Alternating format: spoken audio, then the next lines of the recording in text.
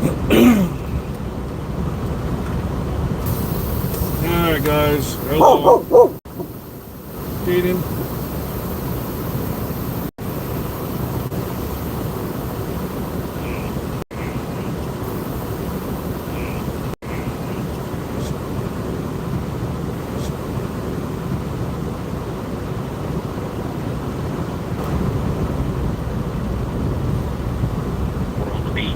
So we got to get his confidence up the back to where it is, where he's rallying, and he showed up to the track in that world beater move, and I think it starts this off season.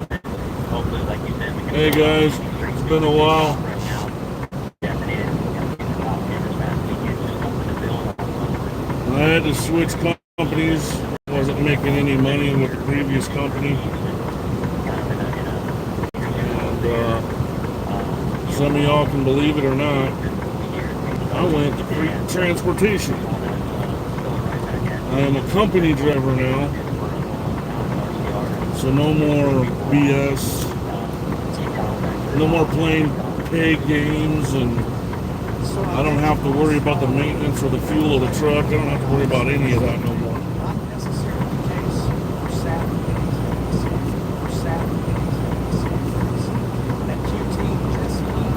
Just the way I want it. Freight rates and trucker pay right now is just not good at all. Unless you're a company driver.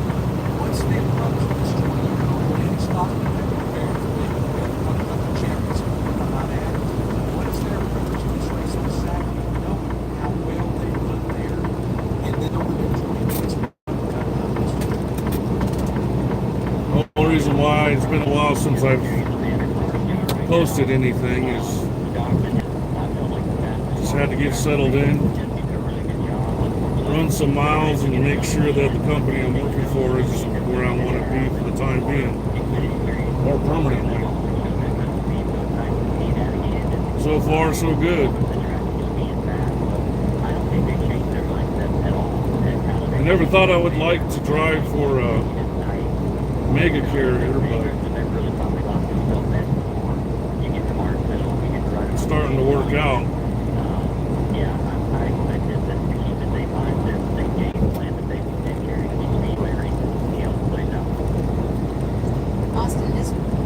It's nice actually getting a paycheck every week, I'll say that much.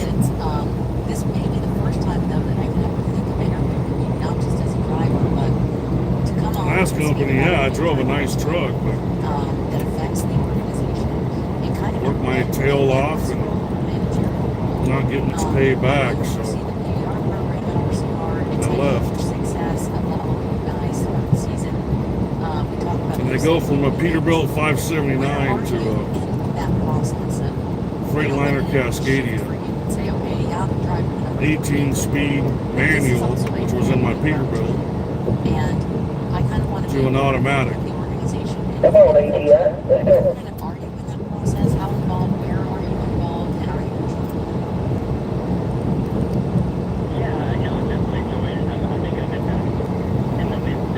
Need to go to just a little outside Chicago, drop this load off.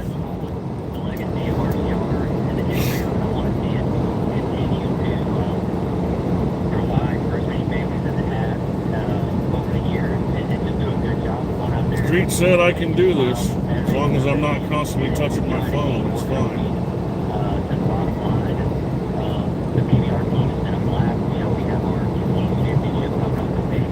Apparently, I'm not the only YouTuber on Creek's payroll.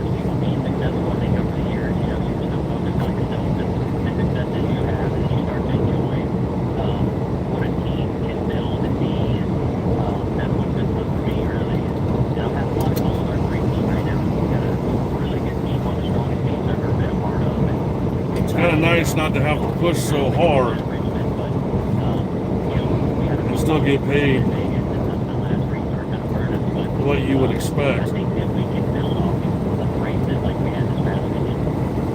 It's time for you to have a title, maybe, Austin. Not just driver in 3, but some managerial title. Can we get Every once in a while, they'll hand me a load that advisor, counselor? I got to push pretty hard on. last Friday I did 16 hours. The appointment time was almost impossible to make.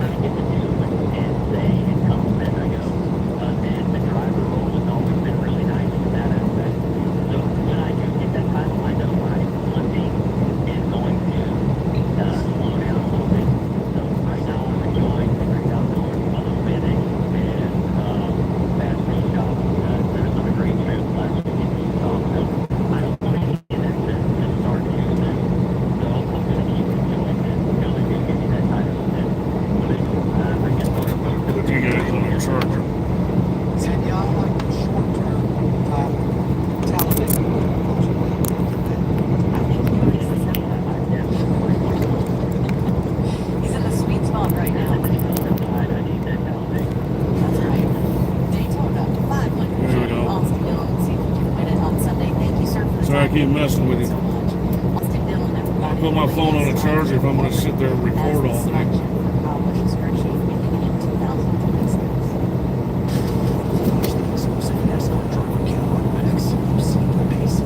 I'm not going to go all the way to Chicago tonight. The appointment's not until 7 o'clock in the morning tomorrow.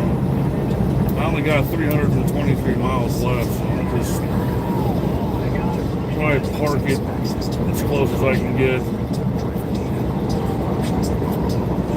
And then just leave out early in the morning.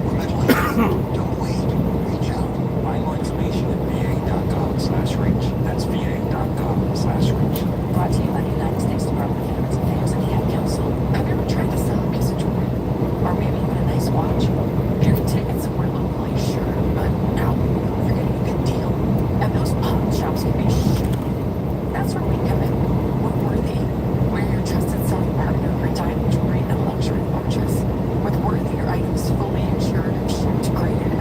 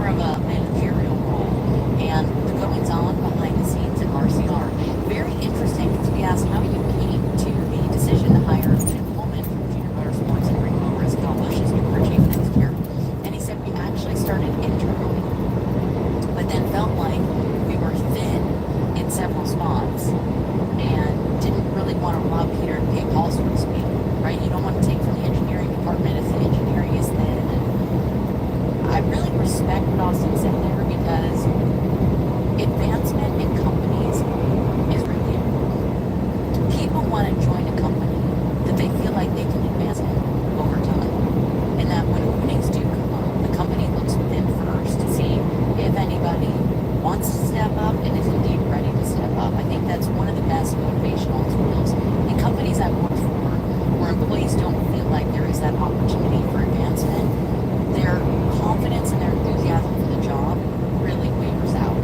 And if they don't feel like they can make more money, get a raise, move up in the organization, they will soon become disenchanted and I think likely eventually leave. So it's a great way Don't get in for front of me and employee slow down, dude. entertainment. But I think you also have to be really smart in assessing if you are thin in certain areas, that you don't want to make them even weaker by making the manpower less. But starting internally, I think is great. And then as they did the search, Austin said they really realized that Jim Coleman, already been a part of the organization and won a championship in Xfinity, he was actually the right fit for Kyle and brought over, he said, the decisiveness needed to be a crew chief for Kyle Busch. And that's kind of how they decided on Jim Coleman out of all the guys they interviewed. I can see where Jim would be a good fit for Kyle. You know, Kyle, I think, is definitely mellowed out. But I think there are times when he can be a handler. Let's be brutally honest. What I've been able to show Jim Coleman, he's not going to take anything from anybody. You know, I like what Austin said. He feels like Jim will demand a lot from Kyle, and Kyle will demand a lot from Jim. I think that's important. But yeah, Joe Gibbs Racing is the poster child for promoting within. I think I'm right in saying all four of their crew chiefs, Tyler Allen, James Small, Adam Stevens, Chris Gale, they were either an engineer and or an Xfinity Series crew chief before becoming a Cup Series crew chief. But I like the fact, even though it's coming from an Xfinity Series organization, I think I said this when they made the announcement about Randall Burnett moving on, even though they were moving Andy Street, was kind of the intro, that I felt like Richard Childress Racing, if they could bring someone from the outside in, that might bring some fresh ideas. Even though Jim is coming from an Xfinity Series, let's face it, Junior Motorsports is pretty tightly connected with Hendrick Motorsports.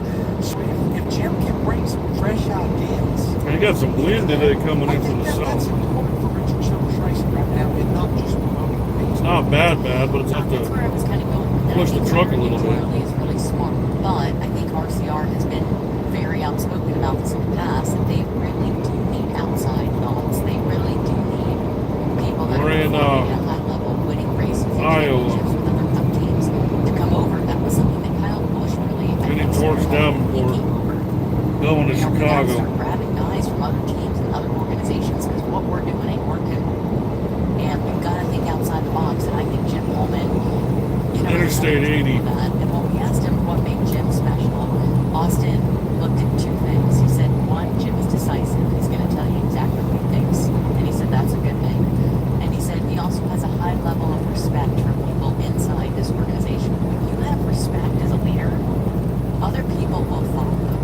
And so I think that was really important for the rest of the guys on the team too, to respect Jim Coleman and feel like Austin said he will give the same amount of effort as all these other guys, and will ask Kyle Busch to give that same effort to him. Sirius XM's On Track. Howard Stern is second to none. Humble, just, humane, temperate, sincere, dignified, and yes, he knows this.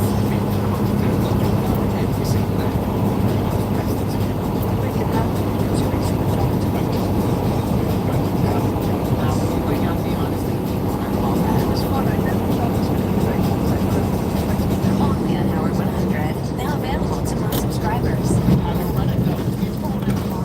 Hey, it's Tyler Redmond. Catch SiriusXM NASCAR Radio Live or stream your favorite shows anytime on demand with the SiriusXM app. And the latest getting you up to speed. This seems to be a very positive thing that has happened for our sport. In On Track Bingo. That's such a great way to say it. with Danielle Trotta and Larry McReynolds.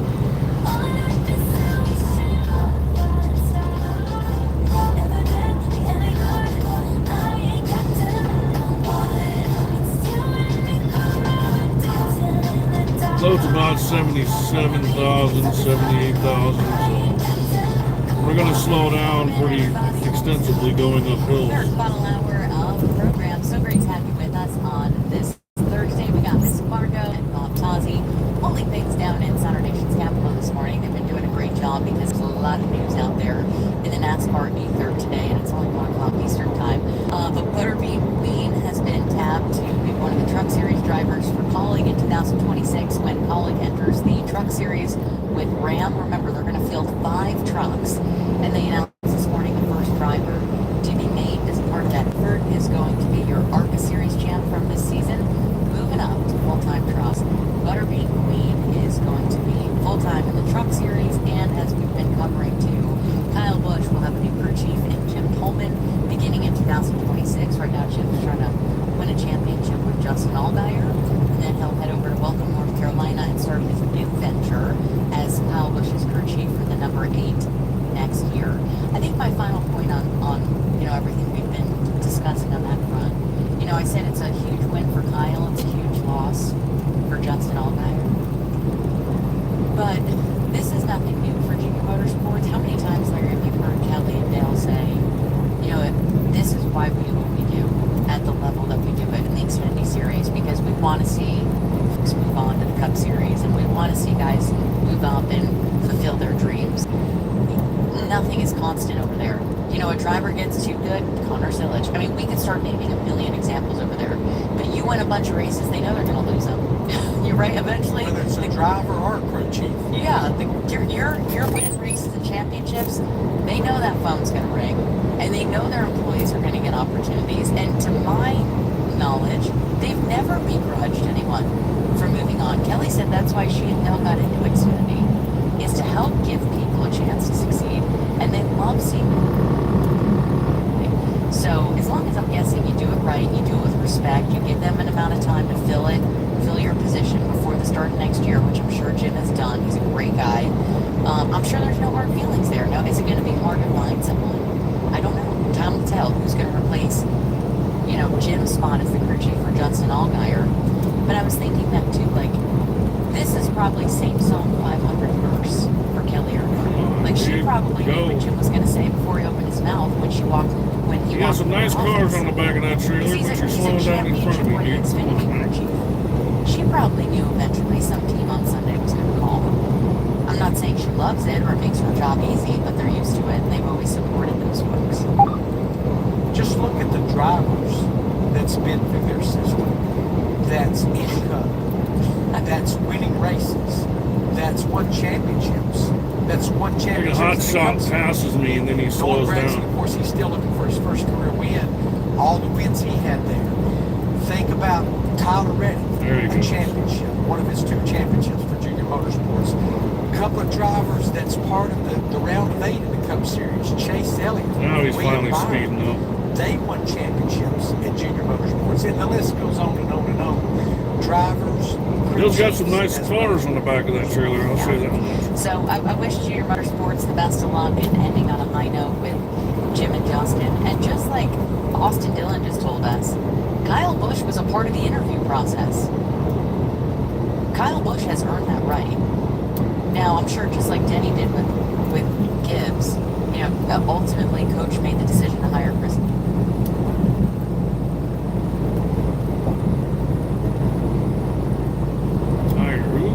What? What the hell? Why did it switch? You think is best. But I like the fact that Kyle Busch was in on this. Austin just told us Kyle sat down in the interview process. He was talking to all the guys that they interviewed, and he had a say on who he wanted. I think another important thing in a driver-crew chief relationship is the driver buy-in. And Kyle Busch has buy-in here, and ultimately voted yes to Jim Pullman. So interested to see what 2026 holds. All of my years as a crew chief, and things changed a little bit as far as relationships that I had once my kids came along. But in the early part of my career as a crew chief, the most important relationship in my life was Linda McReynolds, my wife. But not far behind it was my relationship with the driver that I was working with. Because I spent more time with that driver than I did with Mendel. And you've heard me tell it many, many times. I don't find it coincidental that the drivers that I had the best relationship with and the closest friendship with just happens to be the drivers I had the most success with. Probably most notably, Davey Allison and Ernie Irvin. Had a great relationship with Mike Skinner. Had a great relationship with Dale Earnhardt, and the list goes on and on. But my relationship with Davey and Ernie, we were right there at best friends, and that's the two drivers I had the most success with. I wish them the best of luck. I really do. I think that the whole sport would love to see Kyle up front back in victory lane. He's currently sitting on the longest winless streak of his career, and hoping that Jim Pullman can move the right, levers and knobs, and the whole organization can find a way to get that 8 back to victory lane next season. So we continue now with our confused, confident, and concerned. Margot, earlier, we're talking about the guys above the cut line entering Vega. Denny, Larson, who's plus 35, Bell, who's plus 20, and Chase Briscoe, who's plus 15 above the cut. Margot threw out Denny's name to start this exercise a little earlier, Larry. You and I were both very confident in Denny Hamlin's championship chances. Margot, who's next up on your list? We will go with Chase Briscoe. He's the first driver at the cut line, above the cut line at plus 15. How do we feel about Chase Briscoe, Larry Mack? I think he's concerned mainly because Talladega this weekend. Yeah, 15 above the cut line. This year, his 3 races between Daytona and Talladega, driving at 19 for Joe Gibbs Racing. Good Daytona 500. Not only did they sit on the pole, they finished 4th. 15th at Talladega, and it's been trending the wrong way. 23rd at Daytona here just a few weeks ago. In his 9 Talladega starts, he only has 1 top 5, and that was 4th back in 23. He's got a couple of top 10s, 7 top 15s, but you know what? Unless you score stage points, just being 15 above the cut line, that may not be enough. His Martinsville numbers, even driving for Stuart Haas, okay. 9 starts there, finished 9th in the spring in that 19 car. 2 years ago, 2 top 5s, 5th in the spring, 4th in the fall, 6 top 10s in the last 7 races there. I think they're confident because of the speed they've had, but I think only being 15 above the cut line, I think that gives you some concern over where we're going. So that's just kind of my take on it. Once again, without showing each other our paper and kind of where we were last night and this morning thinking about this, Larry and I are in agreement again. I'm concerned as well. I do not have him in my championship 4. We did that exercise last week, and I had Denny, Larson, Bell, Blaney, and so did you. We had identical lists. But I will say this, he's accumulated more points than any other playoff driver. He is the best average finish of any playoff driver. Chase Briscoe has certainly exceeded expectations, and that's why he finds himself above the cut line, where 3 other champions, we have 3 champions in the bottom 4. Chase Elliott, Joey Logano, Ryan Blaney. And His only blemish in the playoffs, I don't even know if I call it a blemish, and that was a 14th place finish, which has nothing to do with these last 3 races. Could you have asked Briscoe for any more? He hasn't finished worse than 10th on an oval in the playoffs. we're 7 races in. I mean, it's crazy how well he's performed. And leading laps, what do you need?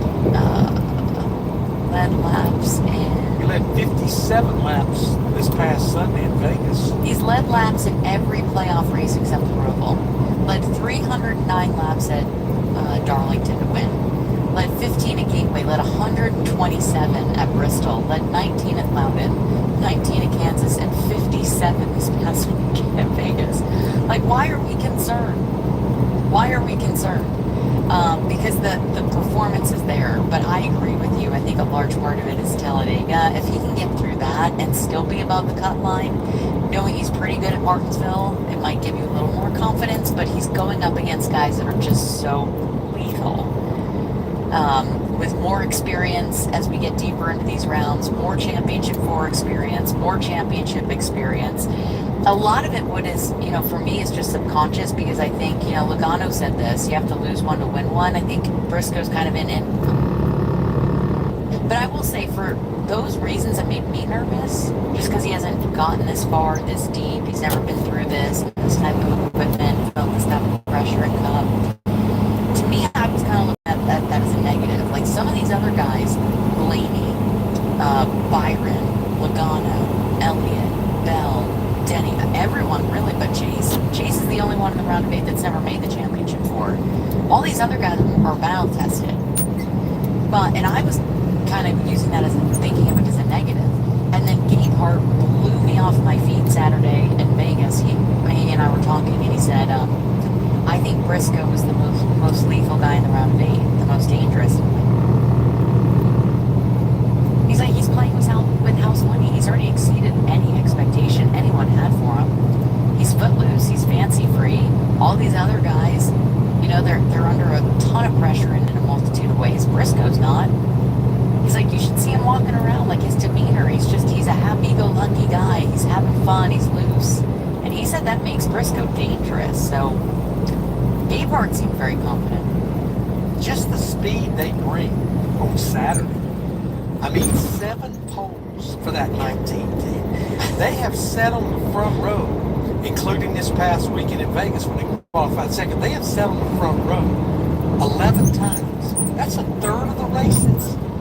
When the green flag dropped, the only thing that the 19 car could see out his windshield is clear racetrack. Third of the races started on the front row. I've spent a whole lot of time around Chase Briscoe because we've been doing those practice and qualifying shows with the MEC group on True TV, and we have to head to a certain NASCAR will say, hey, go to pit boxes 28 through 29, and that's where you're going to interview the pole sitter. So me and Dylan Welch or Dave Burns or whoever will make our way down there as the last few cars are going out, which are always playoff guys. And every week I'm standing around Chase Briscoe. Every single week, even through the summer. And it'd come down to him and Denny or him and Bell. It's always been I feel like the Gibbs guys have been sitting on front rows. It's crazy how well they qualified. But Chase Briscoe's always there at the end. And as Larry says, having a lot of speed and turning a lot of fast laps. Let's take a break. When we come back, Margot's going to throw out the next name and confuse confident and concerned. Stay with us, and if you want to weigh in, phone lines are open at 866-PIT-LANE. You've never seen NASCAR like this. From June 19th to the 21st, 2026, all 3 National Series will pour into San Diego to compete on the U.S. Navy's North Island base in Coronado. It's a full throttle weekend you cannot miss as we celebrate the Navy's 250th anniversary on their turf. Space is limited, so place your ticket deposit today at NASCARSanDiego.com. This isn't just a race, it's a mission. Visit NASCARSanDiego.com today. Every NFL Sunday, hear the biggest plays on SiriusXM NFL Radio's Sunday Drive. Houston has the ball with less than a minute to go, trying to get a game time score. Follow the entire league without changing the channel. Plus, fantasy updates and post-game interviews. Commanders quarterback Jaden Daniels joining us. Guys out there, we got nice plays. We got Jalen Brandon. The Sunday Drive brings you closer to the NFL. Sundays, noon to 8 Eastern on NFL Radio Channel 88 and the SiriusXM app. Start your engines. It's time to Chumba at Chumba Casino. The race is always on. The best part? It's always free to play. No purchase necessary with hundreds of online social casino games like bingo, solitaire, slots, and more. You'll always be in the fast lane of fun. Think you've seen it all? Not at Chumba. New games hit the lineup every single week. Fuel your fun with free daily login bonus and welcome bonus when you join. It's your green light to dive right into the action. Play anytime, anywhere, and while you're at it, you can even redeem some pretty sweet prizes. So what are you waiting for? Let's make today your Chumba day. Visit ChumbaCasino.com and rev up the fun. Chumba Casino, proudly partnering with 2311 Racing. Available only to players in the United States, excluding Washington, Michigan, Montana, Connecticut, and Nevada, and Canada, excluding Quebec. No purchase necessary. VGW Group. Void where prohibited by law. 21 plus. Terms and conditions apply. Hi, I'm Kathy Hill, founder of Tax Tiger.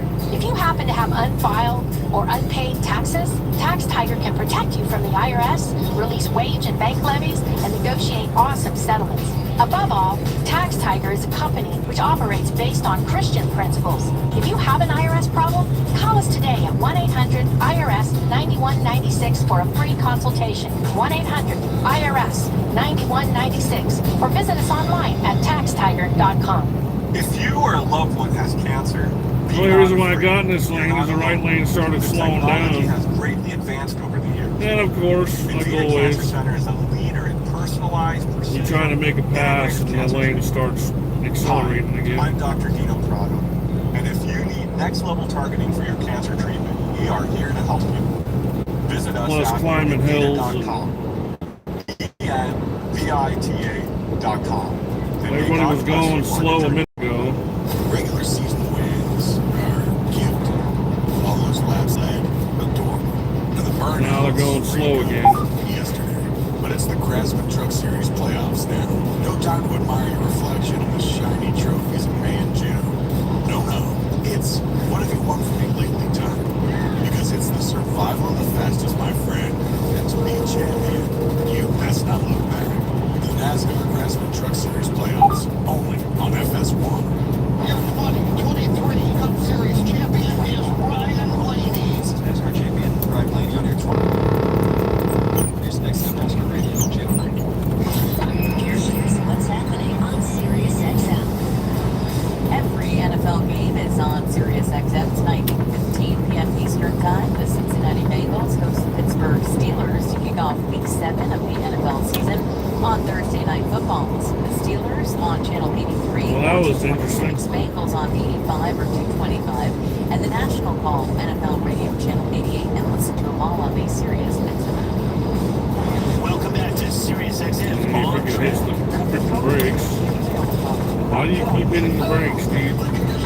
with Danielle Trotta and Larry McReynolds on Sirius XM NASCAR Radio Channel 90.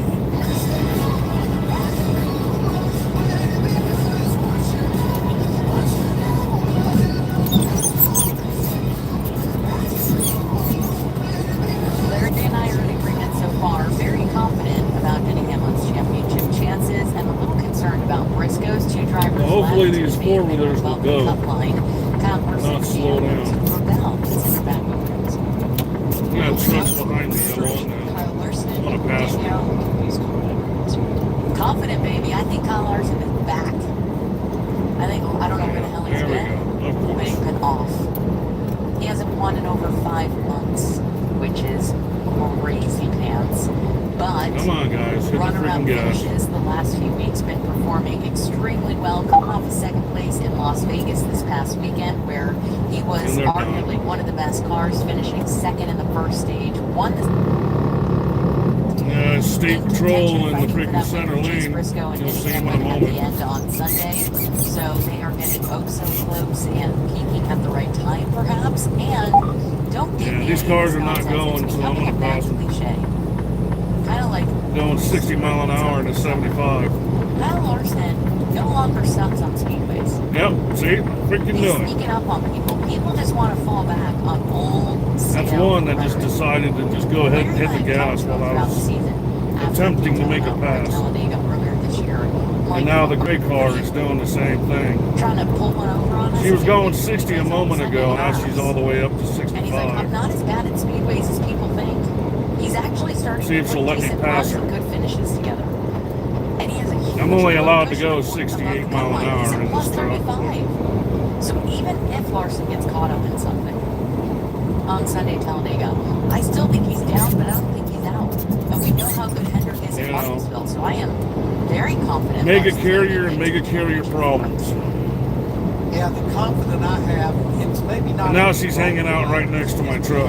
Denny Hamlin, understandably, but no doubt confident. And to your point, 100%, 35 points above the cut line. That's roughly. Yeah, I'm going to turn my turn signal on, see if she'll back off and let me over, but He's had I'm not holding my breath. top fives in Talladega in the last 7 races there, including Nope, she's just hanging the out. last 2 races. She don't care. She sees my turn signal, I know she does. 1 year ago, he finished second She don't in care. spring.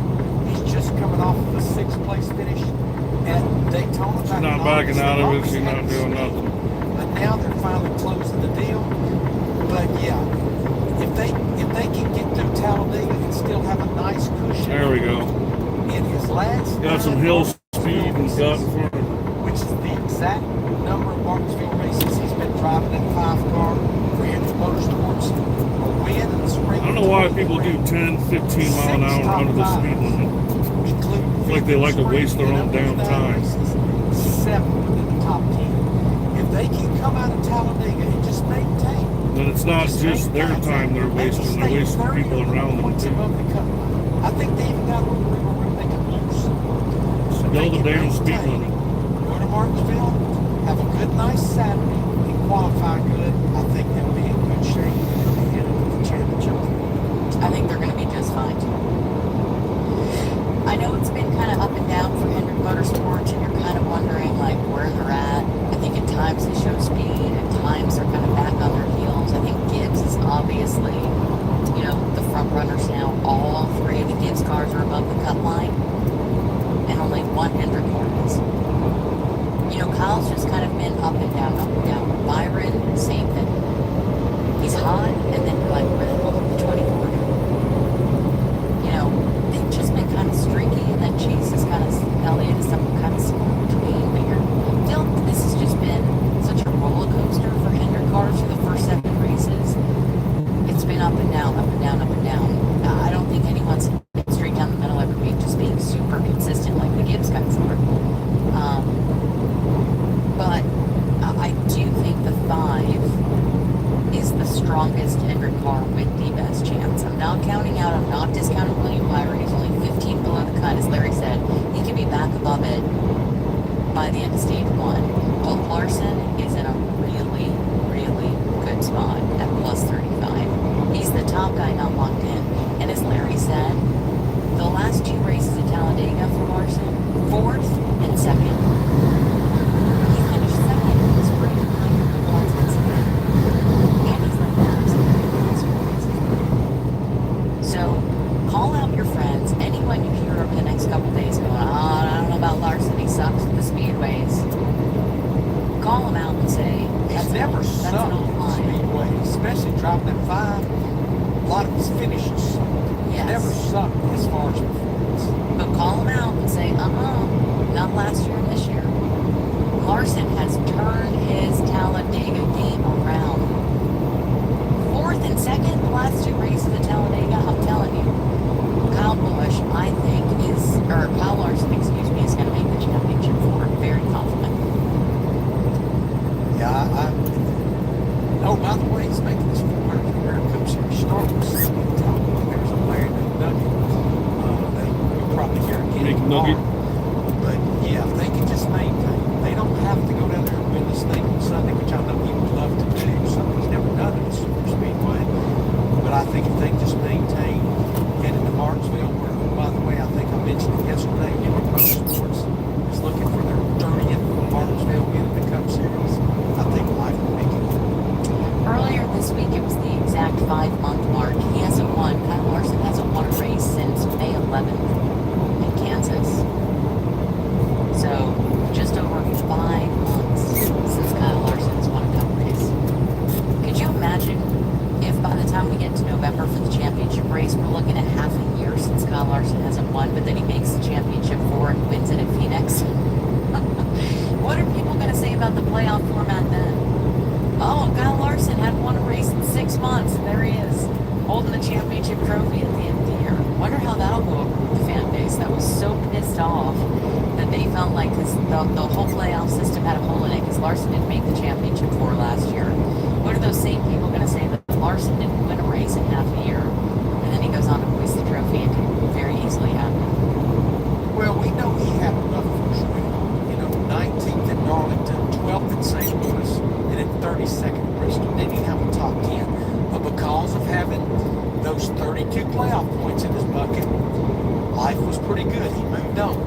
But when you look at the 4 races since that first round, 7th at Loudon, 6th at Kansas, and now back-to-back second-place finishes at the Charlotte Roval from Las Vegas, I think they have kicked it into another gear over the All right, let's debate our last driver, Christopher Bell from Joe Gibbs Racing. He enters Sunday's race at 20 points above the cut line. Larry Mack, he enters as the third seed. So Denny Hamlin is the number one seed, but he's already advanced to the championship four. Then Larson, who both just said we're confident in at plus 35. Then Seabell is next in the standings at plus 20. Are you confused, confident, or concerned for Christopher Bell? It's a little bit of rinse and repeat, like his teammate Chase Briscoe.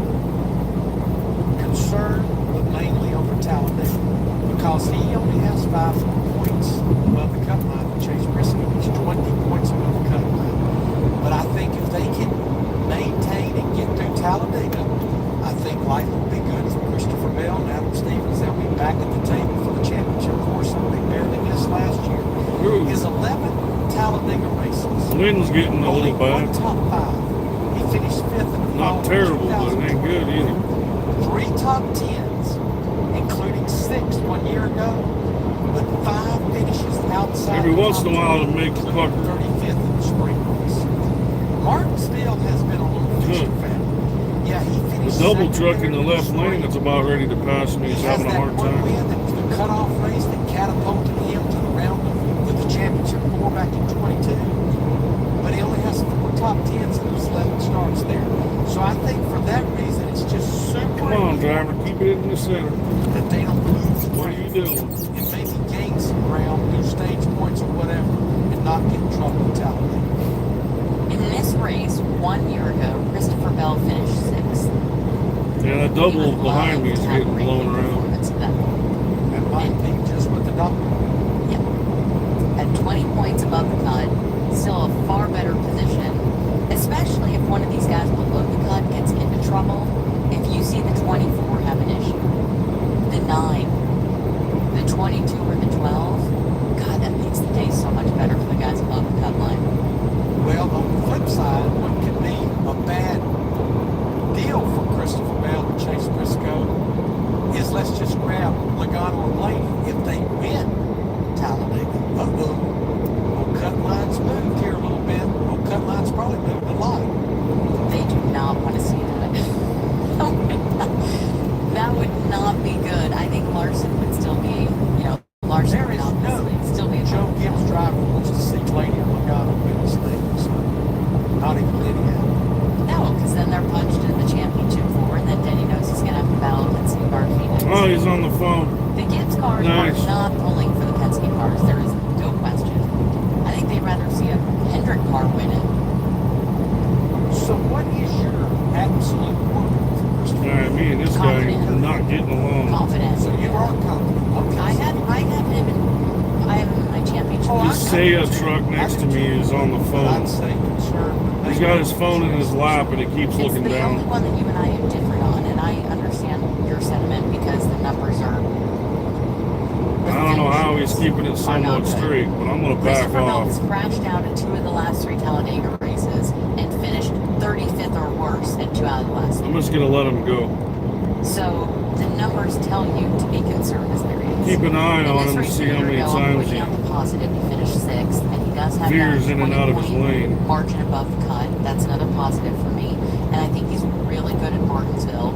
And that 20 team just has He's got a lot of camera confidence. on his truck. Another I saw it. reason I don't know how But Seiya also, is like the not 20 is really consistent. calling him and I out just- on being on his phone. But it's not that I have more confidence in it in any of the others. I mean, the 24 and the 9 right now,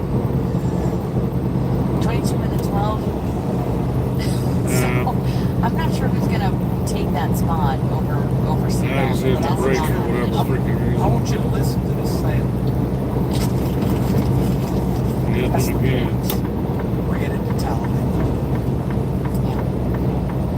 Anything can happen, and this points grid could look a whole lot different than it does on a Thursday come Sunday night. Can't wait to see what happens. But there you are, confused, confident, and concerned. We differ just slightly for the 4 drivers above the cut line. When we come back, you also have to employ the right strategy to put yourself in a position to win at the end of Sunday's race. Larry is going to get you ready for his home track to Talladega coming up next with Larry Strategy. Stay with us. Sirius XM NBA Radio. It's the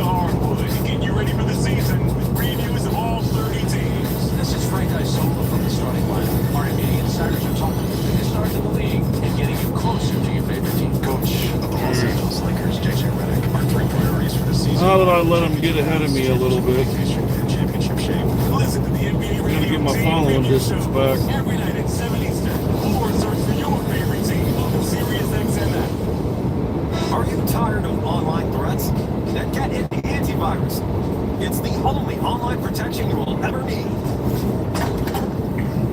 Just a quick question. Does it encrypt your online traffic the same as NordVPN? No, but it protects your device. Just pop that CD in and you're good to go. But it will stop your internet service provider and other snoopers from monitoring you online, right? Oh, no, not really. It won't stop online snoopers or block annoying ads. In fact, forget what I said at the beginning of this ad. This ad is now about NordVPN. I just realized that an antivirus is only half protection online. So get better online protection with NordVPN. This RV is going pretty slow too, so I'm just gonna pass it as well. Fishing and stop annoying ads. Get NordVPN with 77% off and enjoy 3 extra months. Yeah! The NFL international games had to win. So wake up and lock in, because on NFL Network, our stars come out in the morning. Stafford and the Rams offense is ready to put on. And he's on his phone. Hornets and the Jags are looking to light up London. It's Sunday morning football. Snooze off. Game on. Rams, Jaguars. Sunday, October 19th at 5:30 a.m. Eastern. Only on NFL Network. 5-star Google reviews are the best reviews any company can get. This drumbeat represents one. Many companies have some. And this is how many Search Kings has. Search Kings has over 1,500 5-star Google reviews. No wonder Google hand-selected Search Kings as a Google Premier Partner. Do you want to stand out where your customers are online? Switch to Search Kings. And the Grammy goes to Lady Wilson. Hey, race fans, this is Lady Wilson on your home for NASCAR. SiriusXM NASCAR Radio, Channel 90. Keep coming up after most minutes. Who better to give you this weekend's race strategy Coming out of deep to the line here. than America's crew chief, Larry McReynolds? This is Larry McStrategy. Oh boy, Talladega is about having a fast race car. It's about staying out of trouble. You better believe it's all about strategy. The race is not until Sunday, but I promise you, in the competition meetings, in different organizations, and within the manufacturers, they are concocting the strategy right now for this 188-lap, 500-mile race on Sunday down there in what I like to refer to as God's country, down there in the great state of Alabama. Hill track, 2.66-mile trial with 33 degrees of banking in the turns. The stages are pretty even. 60, and 68, meaning they will end at lap 60, lap 120, and the chances of an overtime finish is pretty great, but the checker flag is scheduled to fly at lap 188. Goodyear tires for this race, 7 sets. That's 6 sets of stickers plus a scuff from qualifying, and I can promise you that is more than enough for that 500-mile race. This is the same tire combination, left side and right side, we raced there in the spring as well as both Daytona races this year. The fuel window, it's a little bit of a variable. Straight up, it's about 42 to 46 laps, which is about 5.8 to 6 miles per gallon. But this can and will vary a lot with a car leading versus a car back in the pad drafting and park line. Saving fuel will be the name of the game all race long. I think Austin Dillon mentioned it when we talked to him a little bit ago. This is all about minimizing the time of every pit stop by dumping less fuel each trip to pit road. Even the leader at times will never be wide open, which honestly, that is still worth the money. If we do get a race like we did though in Daytona late August where the cautions fell just right and teams were not forced to make This a truck green might be flag going stop, fast though. that for sure changes the racing. And like at that race, we heard very little about teams and drivers' fuel saving. Regardless though, you have to make at least one stop for fuel in all 3 stages. Anytime you pit, no matter what you do for tires, pack it full of fuel. And any of the three stages, if that caution comes out and you can make it to the end of the stage or to the end of the race, then at least for fuel, the last thing you want to do is pass up an opportunity for fuel and have to make a green flag stop late in the stage or late in the race. Track position, even at this track, will far outweigh fresh tires. A 4-tire stop is rare. Mainly it's changing just rights, just lefts, or fuel only will be very common. You probably will do 4 tires at the end of stage 1 and stage 2. Think about this. If fresh tires are not worth much, why run the risk of changing them and have a costly mistake with a loose wheel, an uncontrolled turn, or something like that that's plagued a lot of the playoff teams already in the playoffs? In the spring race in Talladega, a race that only had 4 cautions, and 2 of those were for stage breaks, the winner, Austin Cindric, and the 2, Brian Wilson, they made 5 pit stops, and here was their sequence. Lap 49 under caution, they did 4 tires. Some had already made green flag stops before that first caution came out, anywhere from lap 41 to 43, and did fuel only. The 2 car then, at lap 63, the caution for the end of stage 1, they did fuel only there. Lap 111 under green, fuel only. Stage 2 did no caution free. Lap 123 at the end of stage 2 under caution, Brian Wilson did 4 tires. And lap 172 under green, the final stage also went caution free.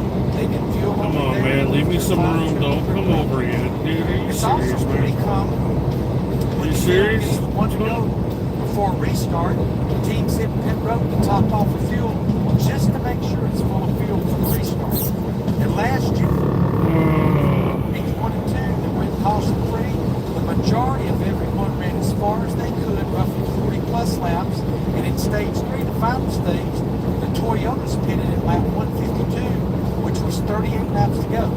This was going to be raceman strategy until it backfired and they wrecked each other at lap 157 in turn 3 when a push went back. We could see 2 different strategies in each stage. As I mentioned, run as far as you can, 42, 44, 46 laps on fuel before making your green flag stop, or once the fuel window opens to make it to the end of the stage or the end of the race, 42 to 42 laps to go, then and you will be done pitting for the stage or you'll be done pitting for the race. A lot though depends on what game plan your manufacturer has laid out. This is not about a team. It's sometimes not even about an organizational strategy plan. It's about Chevrolet, Ford, or Toyota's plan as a group. You have to make green flag pit stops there with partners to stay in the draft and not lose too much time. But you've got to make sure your partners are on the same agenda as what you're doing on the green flag stop. Is it fuel only? Is it 2 tires? Is it 4 tires? If you do different things, you're going to get split up and lose a ton of time when you get back out on the racetrack. Fuel only appears for sure, as I mentioned, the best option for a green flag stop, as we saw about every green flag pit stop back in the April race. You lose the crowd and get hung out running by yourself, you will absolutely get lapped before you even know what happened. You and I were actually told by a Ford crew chief a few years ago that all the Ford teams are constantly communicating during the race just to make sure all the Ford teams are on the same van for a green flag pit stop. What lap they're pitting on and what they're going to do on that stop. They're actually on a group chat together. If your partners are nice and all lined up and making good, the group start making green flag stops, keep going. And once you make your green flag stop, your group will probably cycle back out in front of the others that made the green flag pit stop because of the lap time you're making lined up in a group. Once you've pitted in the final stage and you can make it to the end of the race, let's just say lap 144 to 148, unless you have an issue or fall way back in the pack, track position, all the way up to the checker flag. Drivers working with teammates and with other drivers within your manufacturer, but in those closing laps, regardless of what team or what manufacturer, your friend becomes who can help you win the race. If you want to win the race, in my book, loyalty is out the window. You know my theory on loyalty, Danielle. When it's all said and done at the end of the day, it'll get you about a No The truck. drivers during green flag pit stops, you cannot make mistakes. Here we go. Never been a big fan of international, but Rinse and repeat. When you go down the backstretch about to make a green flag pit some stop, people like it. make sure you're waving your hand feverishly, letting drivers behind you know you're in the pit road when you get over the front stretch. Just mentioned the big story in Las Vegas. Getting on the pit road and a large group of cars there can be treacherous. You gotta be aggressive, but you gotta be smart. It never fails on the green flag stops. We see drivers getting into each other and actually spinning out, coming to pit road on the green, which ends up being a big mess. The other thing you want to make sure you're doing during a green flag stop, don't your tires getting on the pit road, especially if your crew chief is planning on fuel only or changing his tires. You slide your tires and flat spot them, you'll be forced to make an audible and you have to change off full. This actually happened to Chase Briscoe in last year's spring race on his first stop on pit road at lap 21. They did fuel only because he slid his tires.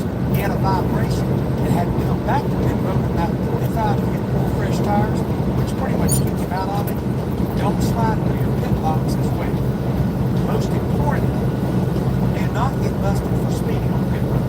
If you get a pit road speeding penalty on the green, you'll have to do a pass-through penalty, and more than likely your day might be over as far as winning the race. In last year's 2 Talladega races, there were 6 in the spring, and in the fall, there were 3. The first 6 races there, from 22 to 24, the Gen 7 car, a combined total of 28 pit road speeding penalties. Pit road speed is fast, 55 miles per hour, but you got to make sure you maintain it. You can't win this race in the first 150 or so laps, but you can flat lose it if you get into trouble. We know you have to get pushy. You have to be shoving other drivers. Be smart when to, where not to, and where not to. Pushing in the corners and through the trial is a recipe for the absolute win. All it takes is one driver making one wrong move or giving a push or a shove at the wrong time in the wrong place. The next thing you know, you guessed it, it's the big one. Drivers will tell you the most treacherous part of the Talladega track is the trial with only 16 degrees of banking, and it's actually a fairly sharp corner there. Again, in the spring race last year, 4 of the Toyota teams were eliminated by one push going into turn 3 where that bump is. We've seen several issues with cars getting into turn 3. They bottom out in that bump. It's where the new tunnel is right there. For the spotters and crew chiefs, especially under caution flag stops, there's going to be a lot of cars on pit road doing different things. Be on the tunnel. Enter this pit box. Sometimes just the word stop is not a bad word. It happens a lot in Daytona Talladega. I mentioned this before. The Richard Childress House rules for his drivers. Richard always stresses before a Talladega or a Daytona race, and I bet it's not changed. Don't wreck your teammate and do not help another driver beat your teammate. Other than that, race each other as hard as you can or as you would any other driver. Bottom line, at the end of the day, Danielle, follow this strategy. Make no mistakes and stay out of trouble. I know that's easier said than done in Talladega, and you can win a race at my home track. And if you're one of the drivers and teams in this round of 8, you can become the second driver and team like Denny Hamlin and 11 team did in Las Vegas last weekend.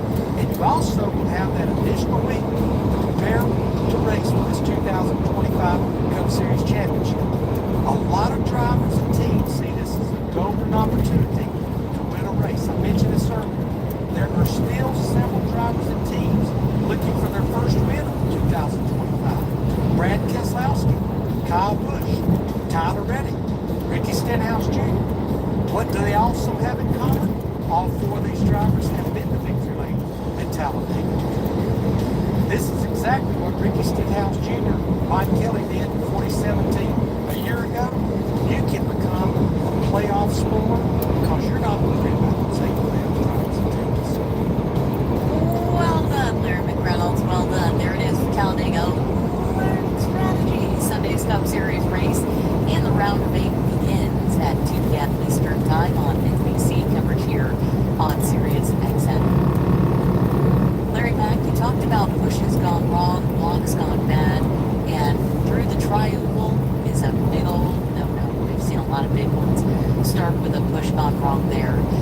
Newer fans, I've asked you to do this before when Talladega or Daytona rolled around. Could you explain to folks, they just want to stamp speedways as exactly the same?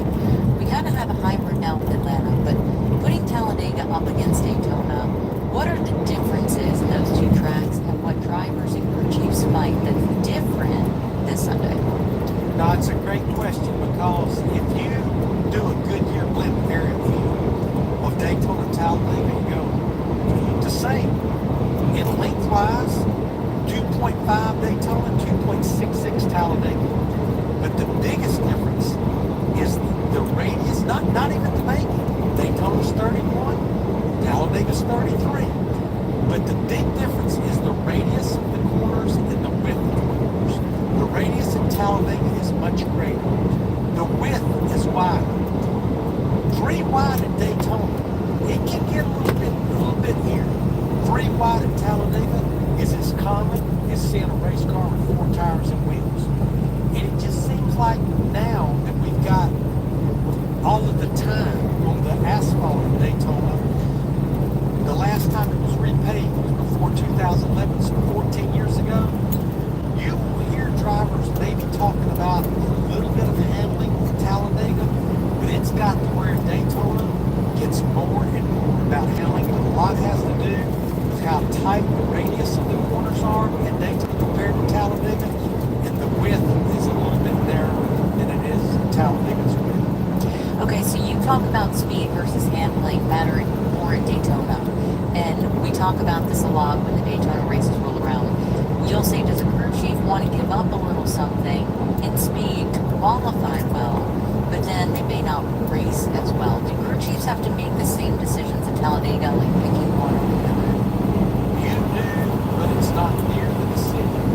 I promise you, those 40 cars that get unloaded down there on Saturday morning or Friday afternoon, they're probably thinking more speed just because of what I said. You don't seem like you're worried as much about handling. And here's an example I will give you. Maybe not so much cut because of the way the Gen 7 car is with the rear diffuser, but I promise you, if you watch pit stops on Saturday in that Xfinity series, I don't know what this guy's issue is. Adjustments you're going to see on pit road is lower. I'm 78,000 pounds. I'm taking that hill better than him. They give you a little bit of a leeway between post-race and pre-race and post-race. You've got a little bit of a buffer as far as the height of the rear of the car. You're trying to get that rear spoiler out of the air. When I did Jordan Anderson's cars in Talladega, when I did that 3 car for Jeffrey Earnhardt, pit stops, 2 tires, and let's lower the rear 2 big rims. Get that rear spoiler out of the air because that's straightaway speed. Yeah, it hurts the handling because it gets that rear spoiler out of the air, but straightaway speed. But the Cup cars, you're not really having to deal with that as much. Well, not as much because of the way the rear diffuser works. You've already got the car preloaded. Gotcha. Good stuff, guys. There you are. The differences from Daytona and Talladega and the strategy to get you to the front and keep you there at the end. You know, one of the things, too, that I think about there, we can dive into this a little bit more tomorrow, is just how much the fans love the summer race at Daytona, the way those early cautions played out. We had one early in stage 1, and it kind of took fuel out of it. You know, the guys weren't having to save, and fans no weren't idea like how that, and drivers could just go more well. my screen is being this far out. Something similar to Talladega. We can get In the middle of into that nowhere. on Friday. When we come back, final break of the show. It's probably breaking up. Drivers in NASCAR are headed to jail. Larry's the judge, and you can help bail them out for a great cause. We'll get the details next. You better get ready because it's time for the NASCAR Xfinity Series playoffs. And there's one thing for sure, you win this. There's no going back. No going back to that place where no one knew your name. Back to that time when you can feel the full weight of a trophy that changes everything.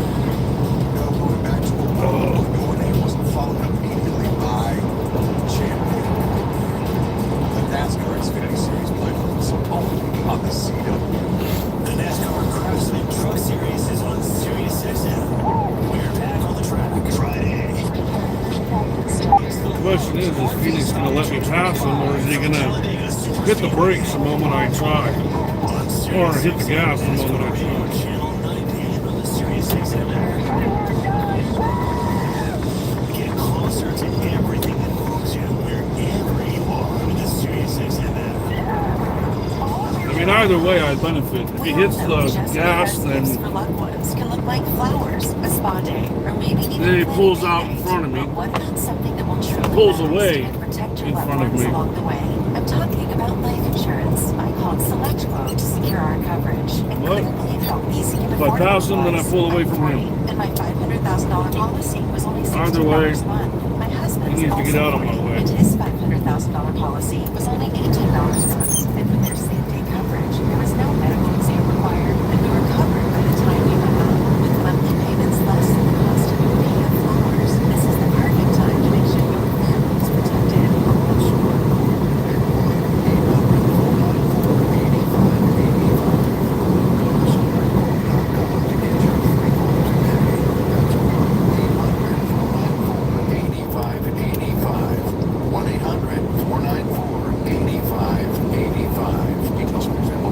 Hey folks, I have great news.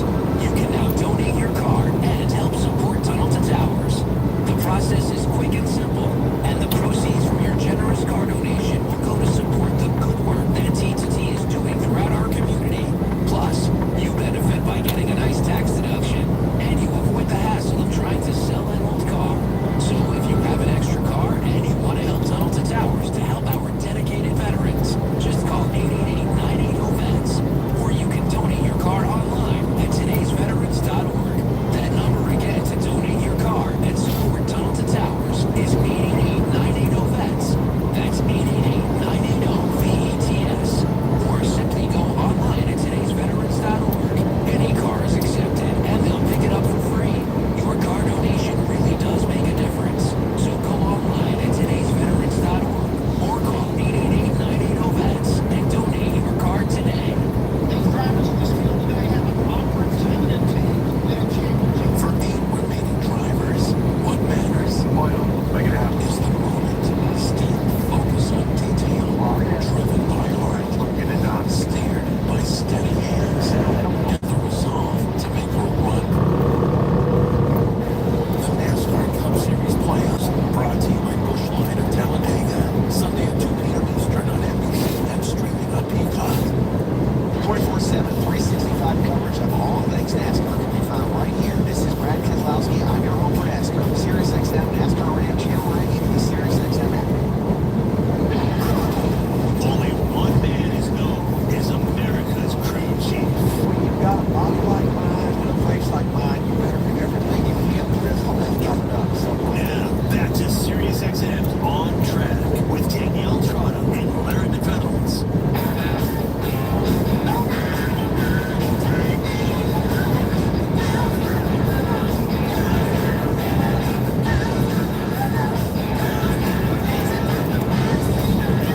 Y'all are going to be in the Charlotte area next Wednesday, coming out with me and Larry and a bunch of NASCAR drivers, all benefiting a really great cause. It is called the Jail and Bail, and Larry has some details for Larry. yeah, again, hard to believe. A week from last night, and of course it's in Boatyard Eats, which is in Cornelius, North Carolina, right off of I-77, Highway 21 between exit 25 and 28. NASCAR drivers, a lot like Ryan Blaney, Austin Sander, Joe Logano, Austin Dillon, we just spoke with. He's going to be a part of it. We got about 18 or 19 drivers. They're going to be locked up and they'll have to compete to raise their bail. You're going to be emceeing the event. I will be the judge. I want everybody to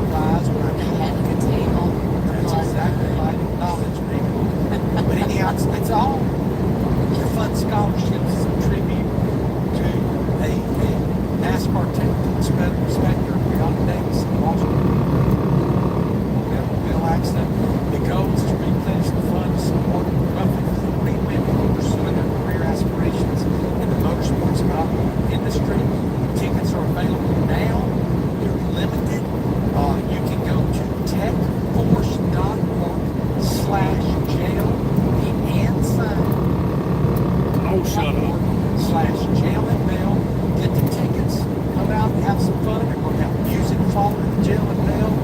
And as I mentioned, every time we tell you something very interesting, and fun is going to come down at the end of the jail and bell session before the music gets on. Yeah, if you go to the website, buy your tickets now, I think you get $10 off, but you can also buy them at the door. So if you're anywhere around the Charlotte, North Carolina area next Wednesday night, please come to Boatyard. It's kind of weather dependent, but we haven't set up. The inside is so cool. When we actually, so remember last year when Race Hub ended, that's actually where Fox threw the goodbye party, and it was my first time there, and it was amazing. They have it set up, they have cover bands there all the time, huge bar, huge outdoor, so we're hoping the weather now is absolutely gorgeous. It's really warm, the sun's out, even at night it's beautiful. So I hope next week we have the same weather as this week, and we can definitely do it outside, but if we have to do it inside, it'll be just as cool.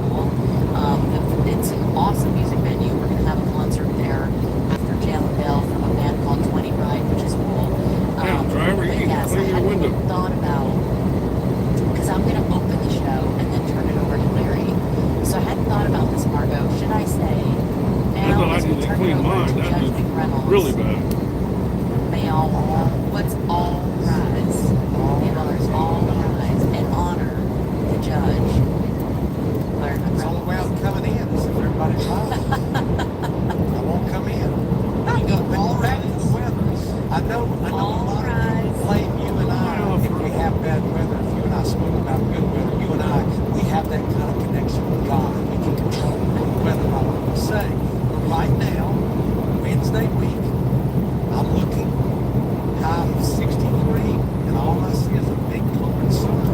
Big glowing sun. Okay, yeah. Autumn afternoon and evening, but yeah, and I think doors open at 5 and the event starts at 6 p.m. Eastern time. Yeah, that's right. So I want to give you guys the list of drivers, and Larry's a pretty tough judge. Do I have to call you Your Honor? The Honorable Larry? You can go ahead and start that tomorrow. It's just kind of acknowledge. Right. In your dreams. Now, y'all come down and give your generous donations. Larry's a tough judge, so I think he's going to run up the bail pretty high to get these guys out. Ryan Blaney, Alex Bowman, Chase Briscoe, Austin Cindric, Cole Custer, Matt DiBenedetto, Caden Honeycutt, Joey Logano, Michael McDowell, Ryan Priest, Ricky Stenhouse Jr., Chris Busher, Austin Dillon, Nick Sanchez, SVG, and Ross Chastain. So Larry's got to That dude was an Arca driver. bad deeds, the law that they broke, and then set their bail. I'm not going to play with it. I'm not going to play with it. I am a tough judge. And oh, by the way, 3 grandkids, another one soon to be born. I'm working hard. They're almost there. When I walk in, they go, acknowledge my hard. You should show them a little action figures.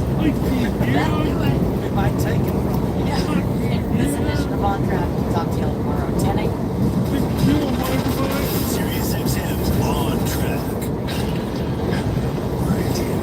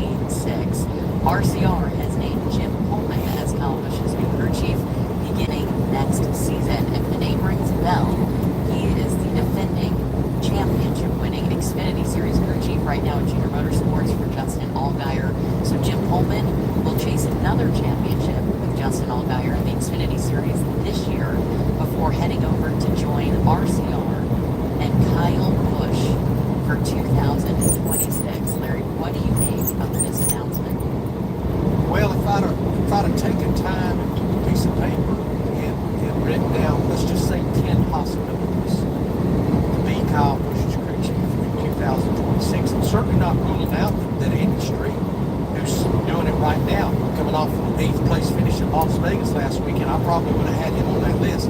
Not sure Jim Pullman would have been on the list. By no stretch, not because he's not worthy. I got to know Jim. Well, I've known him in the garage here for years, but he was part of the, again, head of research and development at RCR up through the end of 2022, but worked with him when I went down and did that 3 Xfinity Series car with Jeffrey Earnhardt, Richard Childress Racing, a few years ago at Talladega. The success he's had with Justin Allgaier. This is their 3rd year together. They made the championship 4 the first 2 years, including that first year together. And to your point, they won the championship last year. They've won 9 races together, including 3 this year. And considering with 2 to go in this round of 8, and having a 44-point lead above the cut line, and we know a minimum of 2 drivers will advance to the championship 4 based on points because Almirola went in Vegas as a non-playoff driver. I'd say they're probably in decent shape to make it to the championship 4 for the 3rd consecutive year and maybe even go back to back. I think Jim's a great choice. And let's face it, Danielle, if you walk through the Xfinity Series What are you kicking your bed for, you weirdo dog? Poll the top 20 crew chiefs. Certainly Jim your bed for being on that list. And ask all 20 of them, what's your aspirations? I'd be shocked if 75% of them, that's probably a conservative number, would say, I want to be a cup crew chief. And here, he's got an opportunity to go back to an organization that he has time with, Richard Childress Racing, and become Kyle Busch's crew chief. And if he can somehow, I think Richard Childress Racing has a lot of work to do. There is nobody, not championship crew chiefs in the garage here right now that's going to walk through that door with a magic wand. There's other things that's going to have to happen, I think, at Richard Childress Racing. Jim Coleman, he doesn't have a magic wand. He's going to wave over that 8 car, and all of a sudden they're going to be kicking the gates off of his plane, off the hinges. But I think Jim is a good selection. He's a racer. He lives, eats, sleeps, and breathes his racing, and I think the success he's had with Justin and Xfinity kind of backs that up. Jim Pullman, as you said, had served at RCR as the organization's head of research and development, so head of R&D years ago. Also on his resume has crew chief NASCAR Cup Series. So it's not his first entrance into Sundays. 17 times the crew chief won Pablo Montoya in 2011. One with Ross Chastain in 2020.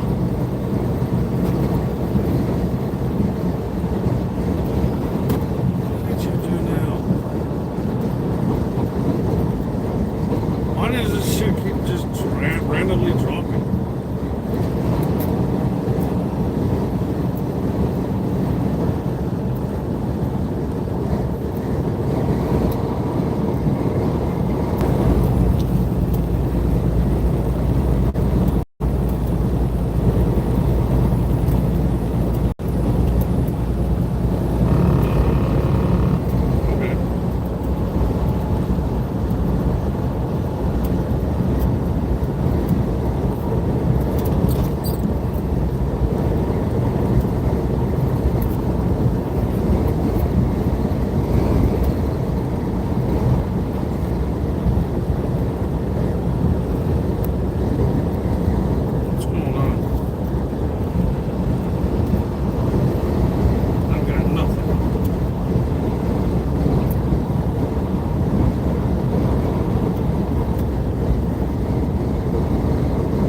Championship finally got Justin over the hump. And as you said, I feel like, multiple championship tour appearances, and it's no disrespect to anyone else that would have worked with Allgaier, but in some ways reinvigorated Allgaier's career and found a way to not only continue his winning ways, but make him a champion.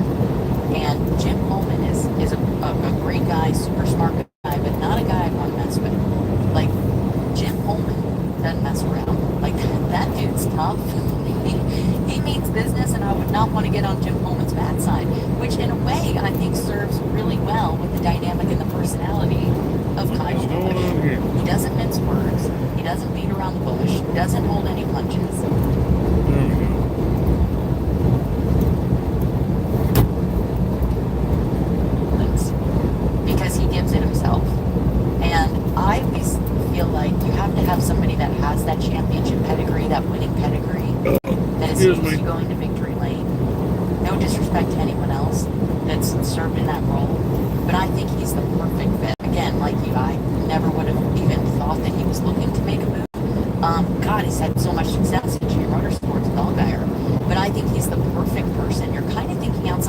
chance with this one, but has a championship pedigree and has served at RCR. So everything is not going to be what he walks through those doors. He's going to be familiar with a lot of the parts and people and procedures and processes, but he also comes in with a championship resume, very high level of success, competitor at the highest level, and somebody who's very well respected within the industry in NASCAR. The question is, can Jim Holman make Kyle Busch a winner again? You know, that's, you walked through the doors of RCR, and you had to do it with Earnhardt. I mean, one of the biggest names in our sports history, right? And with Kyle Busch, this is a tall task. Like, I don't envy anybody having to step into those shoes. And like you said, there's Why a lot are of you so work to do lazy? in RCR. Just sitting there doing You know, nothing. Jim's not going to be able to walk in and wave the I magic need to wand, do but this. I certainly think he's deserving of this opportunity and a great selection. Who was that? Yeah, if I was Jim Who was Holman, that? my Who number was that? one Cow's request, question, Yeah. when I walk in those doors, I'm assuming, just a few Lazy days dog. after Phoenix, what are we Lazy, missing lazy freaking that the dog. other Chevrolet teams have figured out? We're supposed to be one of the big three right there with Hendrick Motorsports, with Trackhouse Racing. They're winning races. And I realize Austin Dillon won Richmond. I get that. But that's one of 3 top 5s combined between those two teams in the first 33 races of 2025. 3 top 5 finishes, and top 10s are pretty scarce too. That would be not necessarily what am I going to do to make this 18 better. What is Richard Childress Racing missing that will get us at least keeping up with Hendrick Motorsports, who, oh, by the way, has almost half the round of 8 drivers right now. 3 of the 8 are from Hendrick Motorsports. I realize Trackhouse does not, but Trackhouse has won races this year. And you know, they're beyond Shane Van Gisbergen. Ross Chastain won the Coke 600 in Charlotte back in May. So that would be my biggest question in Quest. What are we going to do as an organization to at least get on equal footing with the other Chevrolet teams that has all the support from GM? I think it's a huge win for Richard Childress Racing. I think it's a huge win for Kyle Busch. It's a huge loss for Justin Allgaier. And now Junior Motorsports has to find a replacement for one of their top drivers for 2026. The story will continue to follow. When we come back, going to the hotline, Brendan Butterbean Queen has an announcement too. He's moving up from the ARCA Series as the champion in 2025. The announcement came out this morning. He is joining calling full-time in the Truck Series next year with Ram. Remember, they're doing 5 trucks. It's just announced this morning that Brendan Butterbean Queen is getting one of those trucks. He's going to join us to talk about the big announcement next. Hey, race man. You don't like that Tesla? Get that Tesla. Eat it, eat it. It's right there. Go eat it. Eat that Tesla. It's right there. Eat it. Uh-oh. He's passing in front of us. Get it, eat it. Eat him.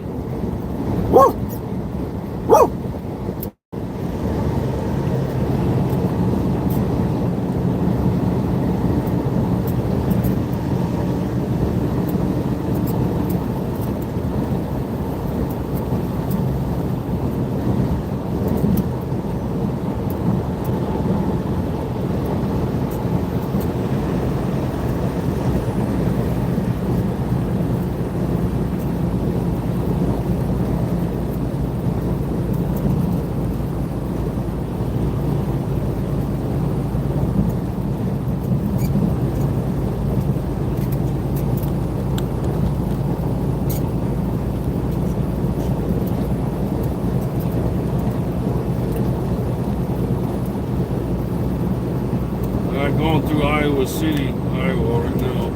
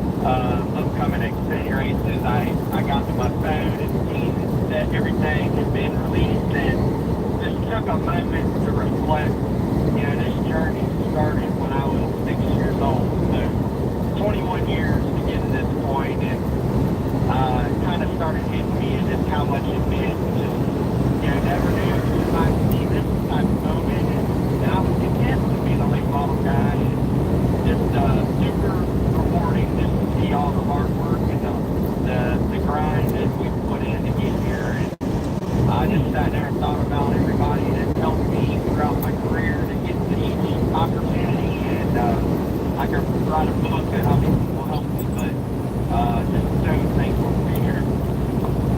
Well, congratulations, Brendan. I know you guys put a lot of effort into making this happen and come about.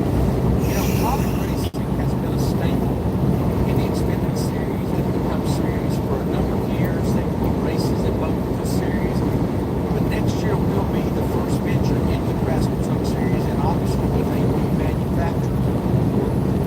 Aside from the opportunity to run full-time with the Truck Series, Brendan, in 2026, what was the attraction of this opportunity? Because they obviously have got a lot to do in a short time to do it. I mean, I think, for me, I know it's going to be a building process, and it's not going to be easy, and there's going to be moments that you're going to question yourself and all that, and I'm up to the challenge, but I think being able to bring a team like Tommy and working in Cup Series and working in Xfinity Series, and they're winners, they've won at that level, and, for my situation, it was a multi-year deal, and I got hired, and it's the first time in my life where that's happened, and it's super hard to turn that down, and just for them to believe in me enough, they could have went and got anybody, and for them to truly What the hell is that? me and Something in the road. super awesome, and just It's a tub. I just, we can't thank them enough, and I hope I can go out there and help build it. And for one, just being a Ram and being the face of a manufacturer, something I've never been in a position to do. So there's so many good things that you come out of this, and I'm just proud to be a part of it. I remember growing up and watching Ram and Dodge in the Cup Series and in the truck and Xfinity, and I remember seeing Kevin Wilder in a championship with them. So just hope I can add to the legacy. Well, I think it's super cool to come in with Ram, and we know how big of a deal it's going to be for them. And putting 5 trucks on the track next season, there have been, going through the garage, Brendan, I talked to a lot of drivers that are, interested in one of those seats. And I'm sure Colnick's folks have been bringing off the hook. We know the money that Ram's bringing to this program is going to be very well funded, and they're not messing around. They want to put their best foot forward. So those are prime seats. I mean, this is a big opportunity. So I was wondering what the process was like for you and just trying to get one of those coveted rides.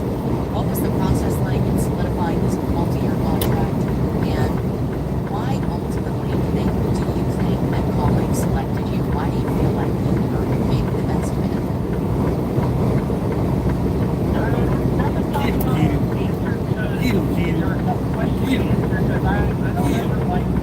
Get the fuck about myself or anything. I just kind of like people have their opinion, and everybody has an opinion. And I always hope that it's a good one, and I hope that I'm doing my job right. But I feel like, Chris Wright and everybody in college racing know my story, and they know 3 years ago I was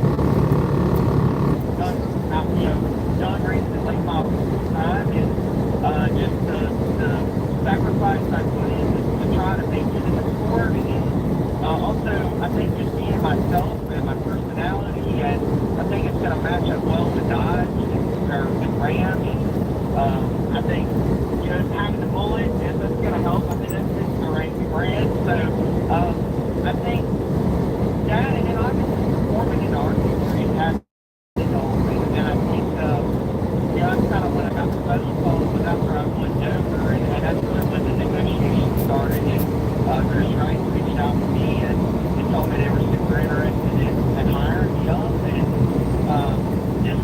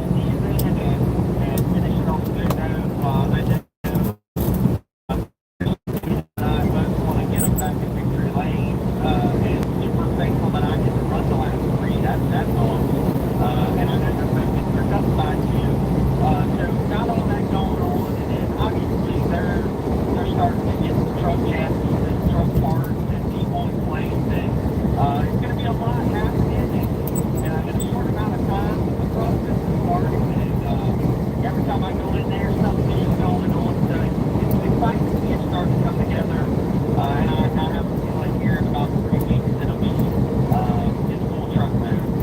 Yeah, I read yesterday that they've hired about 10 engineers.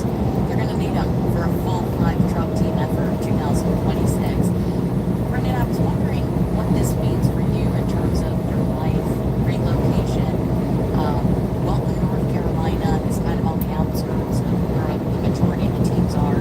In Mooresville, North Carolina, were you already local? Do you have to move, or you want to be close to welcome? Because I imagine you're going to be spending a lot of time up there on the college campus next season, if that is in fact where the truck team is coming out of. For sure, I moved down to Mooresville this year because of the Arkansas and getting into Josh Lyons' program, which has been awesome, and I can't thank them enough. I've enjoyed my time there, and made me a better race car driver, but trying to figure all that out. As far as I know, it's still be at the shop and also, obviously I'm going to spend a lot of time there, just like I did in a racing group this past year, because I like to be around my guys, I like to keep the energy good and positive, so I'm not sure yet. I know I'll be doing stuff in Mooresville still too, so kind of got to balance that out, but definitely not going to be a huge change, I don't think, on living time, because I'm already out there. Go a little faster than 65 there, Have to dude. commute a little bit to the shop, which, hey, I drive 2 hours and then I'll drop some time, so I'll see what it takes.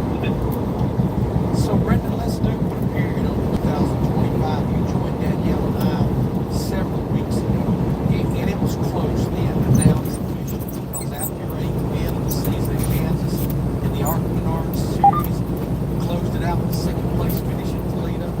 Brandon Queen is the 2025 Arc Menard Series champion. How does that sound, and does that really set in and become surreal? It did that night a little bit, and honestly, it was very weird having the driver deal locked up and not with members. So, like, everybody's congratulating you before the race, and so, I'm like, it ain't, like, I'm still fighting for my owner's title, and just a kind of weird position to be in, because, like, I hate saying it's over before it's over, if that makes sense, and, so we did a little bit of celebrating, but it's going to be really fun. The big win is actually on my birthday, and I turned 28, and we'll celebrate dropping the 28 car. So I think that's going to be the night. It really seems in, and just, kind of number deal, but I think Wind is just smacking me looking forward to around. that, and my dream goes up in the upper series, and something outside of Lincoln on the side, and hit the win in the NASCAR 3 series, and it's unbelievable, and I sat there for a moment, and I looked at my 20 to this year, I won 3 Lightning championships, a Dixieland. All right, guys, I'm going to go ahead and end the stream. I'm going to make a video later, though. I'll talk to you guys later. And hopefully, if so, we can add